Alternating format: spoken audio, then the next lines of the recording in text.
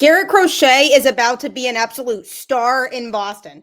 I'll tell you why on today's Locked On Red Sox.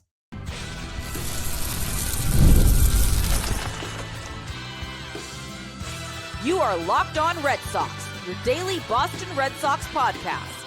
Part of the Locked On Podcast Network, your team every day. Hello and welcome to Locked On Red Sox, your daily Boston Red Sox podcast, part of the Locked On Podcast Network, your team every day.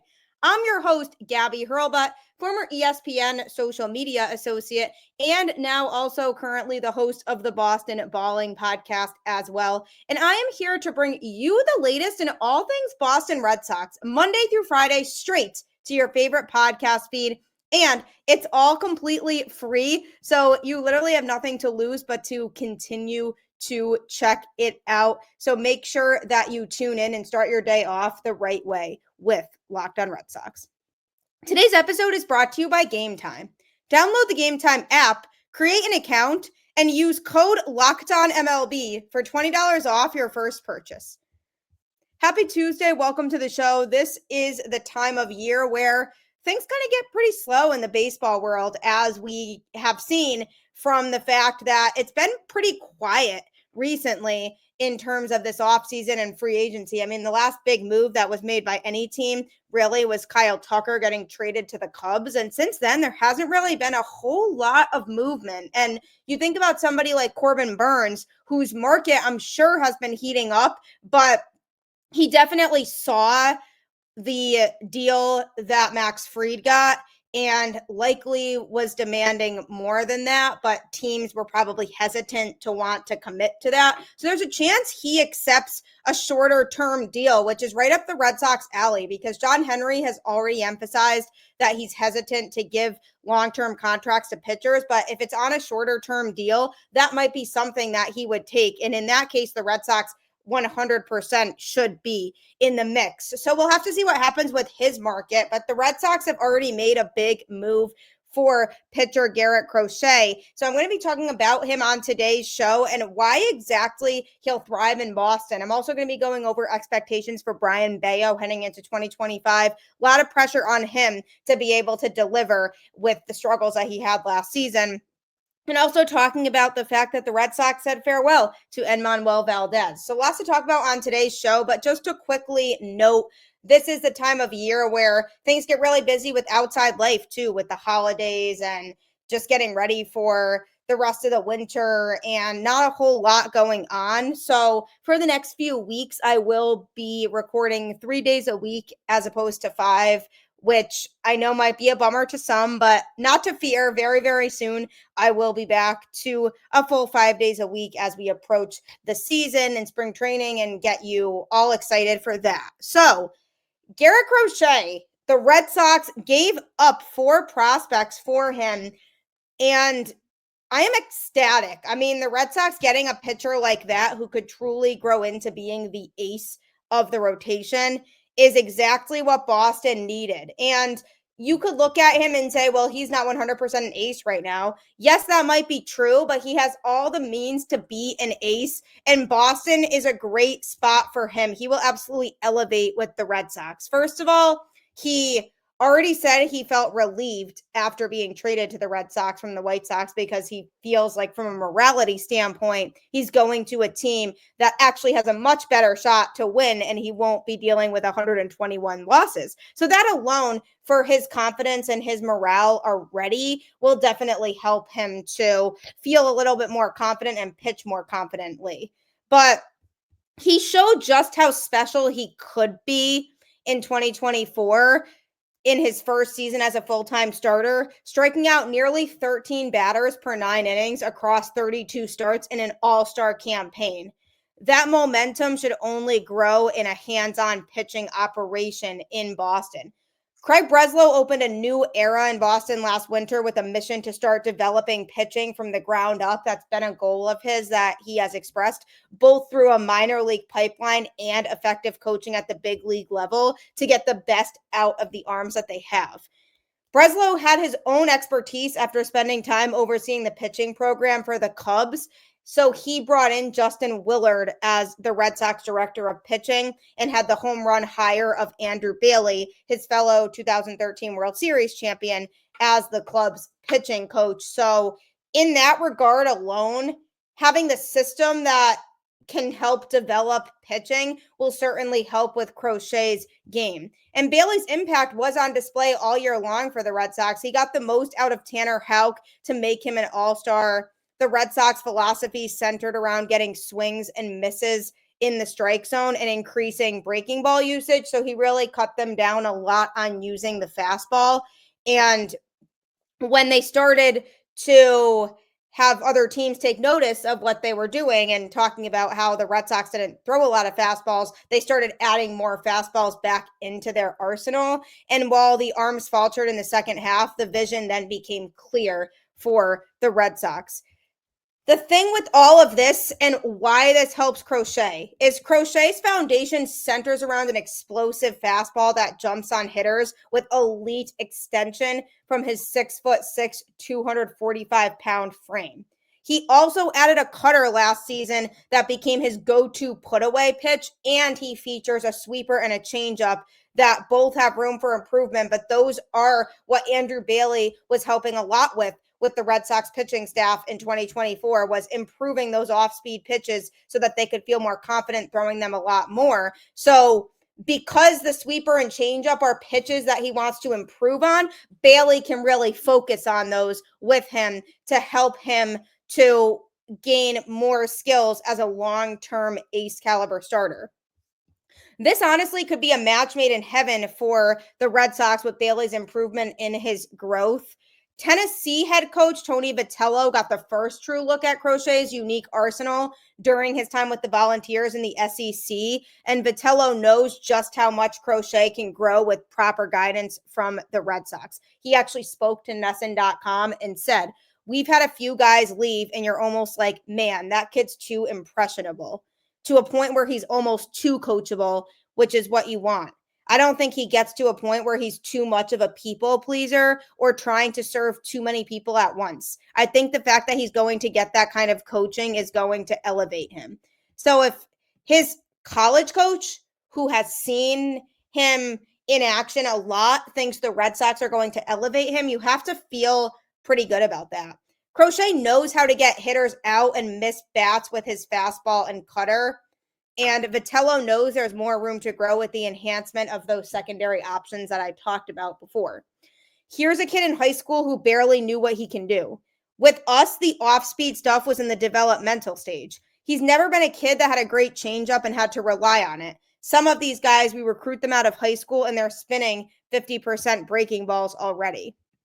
Vitello compared Crochet's progression to multi-time Cy Young Award winner Roger Clemens in the sense of starting with a special fastball and then learning to pitch with a developed complementary arsenal of off-speed options to get hitters out. It's so important to have that fastball that can travel really quickly and be able to get swings and misses from it. So he already had that route. And then as he started to add the off-speed pitches, he is continuing to improve those. So getting Andrew Bailey with him, who specializes in improving those off-speed pitches, can be great for his long-term experience. You start learning how to manipulate that baseball a little bit, Vitello also added. He's got the right people around him. He's also got a lack of experience in a good way in the early stages of development with improving his arsenal. So the reason the lack of experience is a good thing is because he hasn't developed too many habits to the point where the Red Sox can't fix it. So if you're looking at a veteran pitcher who has had years of experience, like take Max Fried, for example, he's already 30, signed a big contract with the Yankees, but he's already stuck in his habits and his ways. So if the Yankees wanted to try to alter things about his arsenal or where he's at, it would be very difficult for them to do that because what he has found successful, he'll want to stick with. Whereas the Red Sox got Crochet at a young enough age to where he's only a year of major league service time in, so they can really work with him to find the best combination of pitches that work for him to be successful long term. So he absolutely can and should be the ace that the Red Sox have been coveting, and his best is likely yet to come still, which is very exciting for Boston, a team that hasn't had a true ace in a long time. And he has been compared a lot to Chris Sale, and he's hoping that those comparisons end up bearing fruit when he does come to Boston. It's just a lot of similarities between the two trades because he went to the Red Sox in a blockbuster deal with the White Sox for 4 prospects 8 years after Chris Sale did the same thing. And their comparisons are very kind of weird and coincidental, actually. In 2010, the White Sox made Sale the 13th pick in the 2010 draft out of Florida Gulf Coast. Later that year, after just 21 appearances in the minors, Sale pitched in 21 games for the White Sox, making an unusually fast track to the majors. Then in 2020, the White Sox made Crochet the 11th pick in the draft out of the University of Tennessee. And with no minor league season that year due to the pandemic, Crochet's first taste of professional baseball was in the majors, where he made 5 relief appearances just months after being drafted. Both Sale and Crochet have electric left arms and started their careers as relievers before swiftly vaulting to the top of the rotation. Sale went to the Red Sox when the White Sox were rebuilding and won a World Series championship in just his second season. Crochet looks to follow that same path. Obviously, the future is unknown, but he wants to have a similar story in Boston to what Chris Sale had. Crochet said himself the similarities are quite comical. I remember going through the draft, I was getting comparisons. A lot were Andrew Miller, but some were Chris Sale as well. That was something I always took pride in, that they would compare me to a guy of his caliber. And I could only hope to have a career like he's had. But at the same time, for me, it's always been trying to pave my own way and make a name for myself. But these similarities keep popping up. At this point, it's something I can't avoid. Call it fate or what you want, but it's pretty cool. Last year, there was another similarity too. They were both 2024 All-Stars. Crochet represented the AL as a member of the White Sox, and Sale was with the NL in his first season with the Braves. But still, lots of similarities between these two, and I find it pretty funny. So we'll see what happens with his path, how similar it ends up being to Sale's. But I have high hopes for Crochet, and when he was asked about an extension, which was something he was open to in Chicago, he did say he hasn't had much time to give it a lot of thought. He said, for me, this time of year, the main thing that I'm focused on is my training and getting ready for spring training. So, until I'm told otherwise, that's going to be my main focus. And that to me says I don't want to stress it too much, but if the Red Sox want to talk about it, we can talk about it. But I feel like he has all the recipes for success in Boston, and he's working with some of the best in the business to help improve that pitch arsenal. So I'm really excited to see what he can do going forward. And coming up, speaking of pitchers, what are the expectations for Brayan Bello heading into the 2025 season? A guy who struggled a little bit in 2024. That is coming up next. If you're looking to score tickets to any event, like a sporting event, comedy show, musical, you name it, Game Time is 100% the spot for you, as it offers great deals on tickets. If you're looking for last minute Christmas gifts for somebody, this could be a thought. If one of your best friends or a family member loves going to sporting events, you can actually save money on Game Time because it's a lot cheaper than other ticketing vendors. And it shows you the view from your seat, so you know what you're getting. So before you buy, you make sure you're not going to be wasting those tickets if you don't have a good view. And Game Time is also focused on togetherness this holiday season. So that means when you bring people together at live events, the experience is that much better. And it's truly the perfect gift. Game Time also has a new feature called Game Time Picks that makes getting tickets for live events even easier. Game Time Picks filters out the fluff to show you only incredible deals on great seats, so you don't have to waste time searching through thousands of tickets. It's really great. It's literally the only ticketing vendor I use now. Take the guesswork out of buying tickets with Game Time. Download the Game Time app, create an account, and use code LOCKEDONMLB for $20 off your first purchase. Terms apply. Again, create an account and redeem code LOCKEDONMLB for $20 off. Download Game Time today. What time is it? Game Time. Game Time absolutely has you covered for all of your ticketing needs, so I highly encourage you to check it out today. As we talk about pitchers and the Red Sox trying to improve their rotation for 2025, there are high expectations for the guys they currently have. Tanner Houck, Cutter Crawford, Brayan Bello. What exactly are those guys going to look like in 2025? And Brayan Bello was a guy who struggled in the first half of the season last year. He ended up pitching to a 4.49 ERA on the season and 14-8 record over 30 games started, recorded 153 total strikeouts, but he pitched a lot better in the second half of the season than he did in the first half. In the first half, the batting average against was a 277, and in the second half, it was a 219 against. In the first half, he gave up 53 earned runs compared to just 28 in the second half. So something really changed for him after the All-Star break, and he was able to pitch a lot better, and it was truly a noticeable difference for him. And what I liked to see, and the biggest thing of note here, was his confidence. In the last 28 days of the season, he pitched to just a 2.66 ERA, which is worth noting. And in the last 14 days, a 2.79 ERA. That is all very important because those numbers go to show how much he actually threw better in the second half of the season compared to the first. And the biggest thing for him was his confidence and really attacking the zone a lot more in the second half compared to in the first. In the first half of the season, not going to lie, he did struggle to live up to the expectations in the role as what was supposed to be the Red Sox ace. People thought he was going to be the best starter on the staff, and that ended up being Tanner Houck. He had a 5.55 ERA at the end of June, despite holding a winning record at the time of 7-5. Opposing hitters were putting up strong numbers against him as well, hitting 270 with an 800 OPS. But his numbers have rebounded since then. He had a pair of quality starts prior to the All-Star break and has mostly been in a groove since the season resumed. And then he ended up having a really solid start against the Orioles, which was his best start of the season.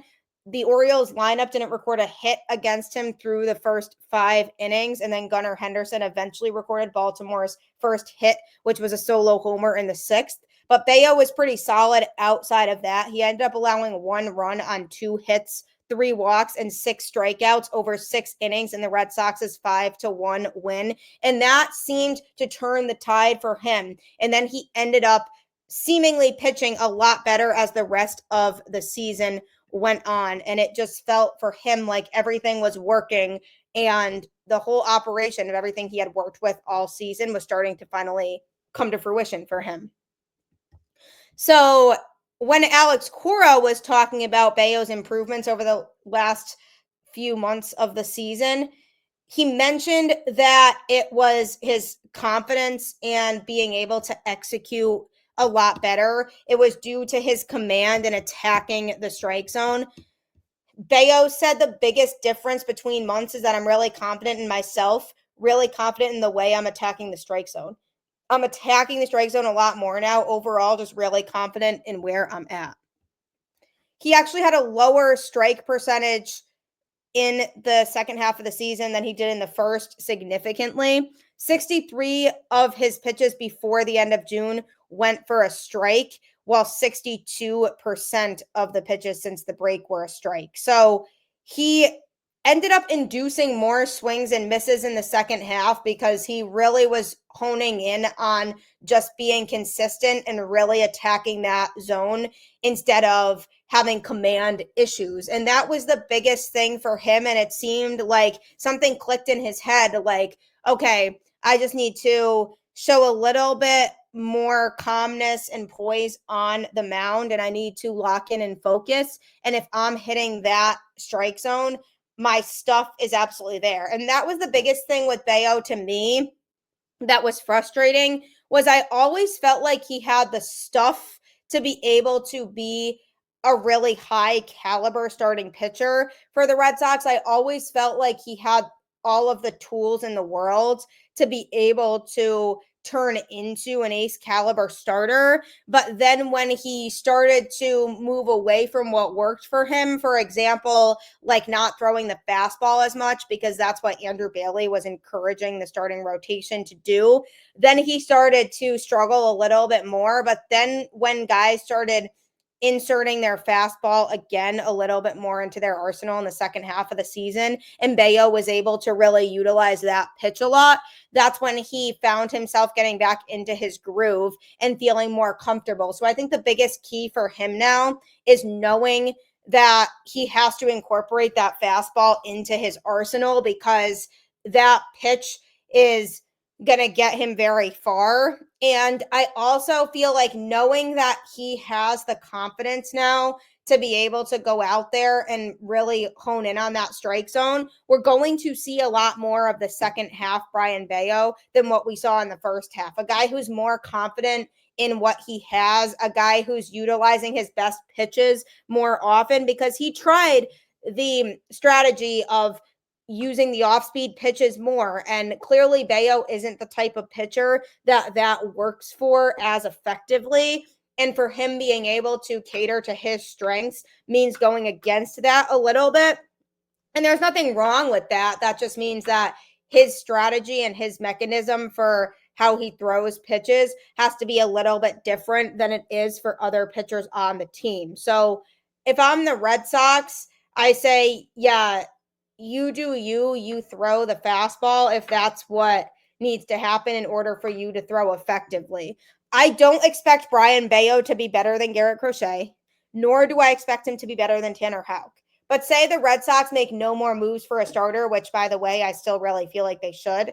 But say they make no more moves for a starter, Bello can absolutely be a good number 3 in this rotation. If he carries himself over from what we saw in the second half of the season this past year, that version of Bello is solid number 3 stuff. And that takes a lot of pressure off of him to feel like he has to be the ace of the staff, which naturally I feel like will help his game a little bit more, because if there are these expectations on you of feeling like, oh, I have to be that guy who is the best starter on the team and I have to make sure that I'm delivering every single time, that can weigh down a player emotionally a lot. It's kind of like Rafael Devers when he first signed that big contract extension, and there was all this pressure on him to go out there and perform, and then he ended up getting an injury and didn't perform to the level that Red Sox fans were hoping that he would. It's a similar situation in that regard, because Devers felt like he had all of this weight on his shoulders and had to be that guy to perform when other people weren't, or just perform at a higher level than everybody else. And I do feel like there was a situation in which people were expecting that out of Bello, because in 2022 and 2023, he showed a lot of semblance of being able to be an ace caliber starter. So then when he struggled in 2024, I think people felt like he wasn't going to be that ace anymore because he didn't have the consistency for it. And I totally do understand that. And I don't feel like Bello is at that point or getting to that point where he is the ace. But again, now he doesn't need to be, because now they have Garrett Crochet to throw at the top of that rotation, a guy who really has been able to hone in on lots of different skills and has been able to figure out how to throw a little bit more effectively so that he can feel confident out there and he can be the guy the Red Sox need him to be. So if the Red Sox make no more moves for starting pitching, I'm looking at a rotation that goes in this order: Garrett Crochet, Tanner Houck, Brayan Bello, Cutter Crawford, and Lucas Giolito in the 5 spot. That is assuming the rotation looks like what it is now come opening day. I do still feel like the Red Sox might acquire another starter. Corbin Burns, I'm looking at you. Hopefully the Red Sox decide to make a move, especially if he's willing to sign a smaller deal than he was. I'm hoping that they decide to add another starter, because that would just make the rotation significantly better. But if they don't, that's the order I'm going with in terms of these guys' ability level. And the reason I'm putting Giolito at 5 is because we don't know what he's going to be. He's been away from the game for a while, so we don't know if he's going to be an elite version of himself or if he's going to struggle. So I have to put him at 5 right now. But Brayan Bello having the expectations of only having to be a 3, I think could significantly help his game and his confidence and help him to pitch a lot more effectively throughout the course of the season, because it's crazy how much of a difference confidence can make and not having all this pressure on you. So I'm excited to see what Bello does in 2025. But coming up, a player we won't see in 2025 is Enmanuel Valdez, as the Red Sox did officially part ways with him. So going to be talking a little bit about that next. Get ready to tackle the NFL action with FanDuel, America's #1 sportsbook. Because right now, new customers can bet $5 and get $150 in bonus bets if you win. The FanDuel Sportsbook app gives you everything you need to place live bets on the NFL, all in one place. So when you get a hunch in the middle of the game, you can check out the latest stats, view live play-by-play, and so much more on the same page where you place your bets. Just visit FanDuel.com to join today. You'll get started with $150 in bonus bets if you win your first $5 bet. That's FanDuel.com. Never waste a hunch and make every moment more with FanDuel, an official sportsbook partner of the NFL. FanDuel is a great way to make lots of money betting on tons of different sports. So if you want that to be your life, you can easily do that today by just downloading the FanDuel app. It's all right in front of you. The World Series, Super Bowl, the Olympics. The world's top athletes get to play in these top-level sporting events thanks to one thing: teamwork. And teamwork can also protect your financial legacy and your family's future. Select Quote's licensed insurance agents are the perfect teammates when shopping for customized, affordable life insurance. They can find you the right policy to keep your financial legacy safely in your family's end zone.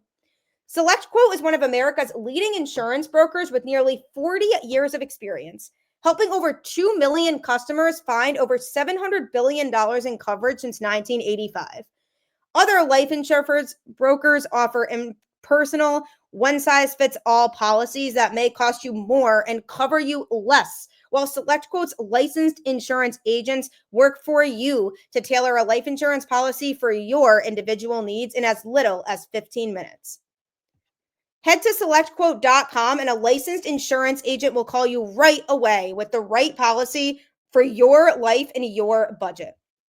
Get the right life insurance for you for less at SelectQuote.com/lockedon. Go to SelectQuote.com/lockedon today to get started. That's SelectQuote.com/lockedon. I am telling you, life insurance is so important and you want to make sure you have the policy that works for you. So Select Quote will make it such an easy process to make sure you have a good match to the best policy that fits you and your family's needs. So check that out today as well. The Boston Red Sox are looking ahead to 2025, and as we examine the roster, one player who will not be on that roster is Enmanuel Valdez, who the Red Sox have officially parted ways with via a trade. So they acquired minor league right-handed pitcher Joe Vogatsky from the Pirates and traded Enmanuel Valdez over there. Now, the Red Sox had DFA'd Valdez to make room on the 40-man roster for their recent pitching acquisition of Garrett Crochet. So after DFAing him, they can try to work out a trade with a player. If that doesn't happen, then the player has to go through waivers in which a team can claim him. If he doesn't get claimed at that point, then he ends up back in the system in the minors. So the Red Sox sent him to the Pirates in exchange for right-handed pitcher Joe Vogatsky. He's a minor league pitcher, so it's just a depth move for Boston. He's 22 years old and was selected by Pittsburgh in the 19th round of the 2024 first-year player draft. Born in Fairfax, Virginia, the right-handed pitcher at James Madison University for 4 seasons from 2021 to 2024 pitched on their pitching staff, including exclusively out of the bullpen as a junior and senior. In his final 2 seasons, he was combined 7-3 with 14 saves, a 3.43 ERA, giving up 30 earned runs over 78.2 innings pitched, and he recorded 84 strikeouts. So this is a pitcher who will be in the Red Sox minor league system, has a ways to go now until he gets called up to the majors, but he's a guy the Red Sox obviously see something in, and they're hoping they can develop him at the minor league level to the point where he can eventually, hopefully, come up and contribute for the major league team. So he ended up being exclusively a relief pitcher in college, but that doesn't necessarily mean that they can't switch him to a starter. A lot of times, if a pitcher is exclusively one thing or another, especially if they're a reliever, they can transition them into being a starter if they start to stretch out their arm and have them throw more innings. So this would be if the Red Sox see him more as a starter down the road than when he's in the minors, they would likely start to make that transition by trying to stretch him out a little bit more. But he could end up being a great reliever for Boston down the road, or he never makes a major league appearance. Who knows? But it's just a depth pitching move. The Red Sox were able to get something in return for Enmanuel Valdez, which is the best thing that you can ask for, is just getting somebody in return. Volkatsky becomes the second minor league pitcher acquired by Craig Breslow from the Pirates this year, as he traded for Quinn Preister in exchange for Nick York at this past season's trade deadline. So he has good stuff. He has a high spin heater that sits at 94 to 96 miles an hour and a usable 87 to 88 mile an hour slider spinning into the 2500s. So he definitely has the means to eventually be successful, just needs to continue to develop more. So I'm interested in seeing how that goes for him. Valdez, 25 years old, has hit 235, going 80 for 340 with 20 doubles and 12 home runs in 125 career major league games, all with Boston in 2023 and 2024. And while he definitely did show some promise as a hitter with the Boston Red Sox, his defense definitely struggled, and there wasn't really a lot of room for him on the roster anymore because he was used as a utility infielder, a guy who would play if there was an injury to a second baseman or a shortstop and they needed somebody. But the Red Sox have a lot of guys like that on the roster now who were in a similar role as Valdez. So it didn't make sense to keep all of those guys. So the move made sense from a logistical standpoint that he was the one that they let go of, because they would have needed to let go of one of those guys. And it's hard to justify getting rid of somebody like David Hamilton, who has speed that he can provide in a valuable way to the Red Sox. So good luck to Valdez. I always thought he worked really hard and was always so adaptable and did whatever was asked of him with the Red Sox. So I really wish him the best and hope he finds a lot of success. But it makes sense for the Red Sox because they didn't really need him anymore on the team just because of an overcrowdedness at the positions that he plays. So good luck to him, but let's hope the Red Sox continue to make other impactful moves to affect their roster in a positive way going into 2025. That's what we can really hope for. I do appreciate you tuning into this show and making it your first listen today. For your second listen, find Locked On MLB. Baseball guru Sully brings a daily blend of humor and baseball, keeping you updated on every rumor and story throughout the offseason. Find Locked On MLB on YouTube or wherever you listen to podcasts. Sully is so funny. I've recorded with him before. So if you want to get the best baseball news for everything across the league, make sure you check out his show right after this, wherever you get your podcasts. As always, keep the faith, go Red Sox, and I will catch you on the flip side.